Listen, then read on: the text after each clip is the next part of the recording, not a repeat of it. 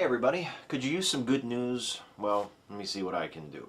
On Thursday, the Federal Court of Appeals for the Second Circuit in New York struck down the Defense of Marriage Act. That's the Clinton-era federal law that prohibits same-sex spouses of federal employees from receiving health benefits, Social Security survivor benefits, or filing joint federal income tax returns. The law also ignores the full faith and credit clause of the Constitution by granting individual states the right to not recognize the status of same-sex couples legally married in another state. The Second Circuit's decision makes it the second federal appeals court to strike down DOMA and rule that gay people are just as deserving of protection against discrimination as any other class of citizen. The next step might be to the U.S. Supreme Court, so hopefully DOMA's days are numbered. That's good news. How about this? Last week, Mirko Kurti noticed a stray cat walking near his apartment in Rome and decided to follow it. The cat eventually led Kurti and a friend through a small opening in a nearby rock cliff and into a chamber filled with urns and human bones.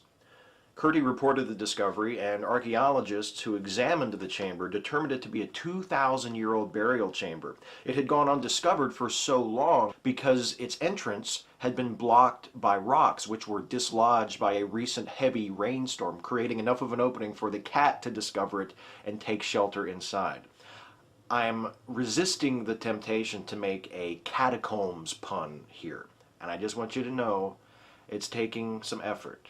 The last but certainly not least, Malala Yousafzai, the 15-year-old Pakistani girl shot by the Taliban for advocating girls' education, is still recovering in a British hospital. Despite being shot in the head 2 weeks ago by a masked gunman, Malala is now out of a medically induced coma. She's able to stand and she can communicate with her doctors through writing. Her doctors are also confident that once a tube is removed from her throat, she'll be able to speak. Now, she's not out of the woods yet. The physicians treating her have stressed in their public statements that it's still a fluid situation and they haven't yet been able to fully determine if Malala has suffered any brain damage from her injury, but nevertheless, for now, she's alive and she's getting better, and that's good news.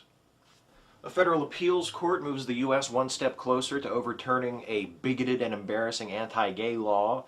A feline Howard Carter discovers a buried ancient Roman crypt, and the girl who survived an attempt on her life by the Taliban is still surviving. That's the good news.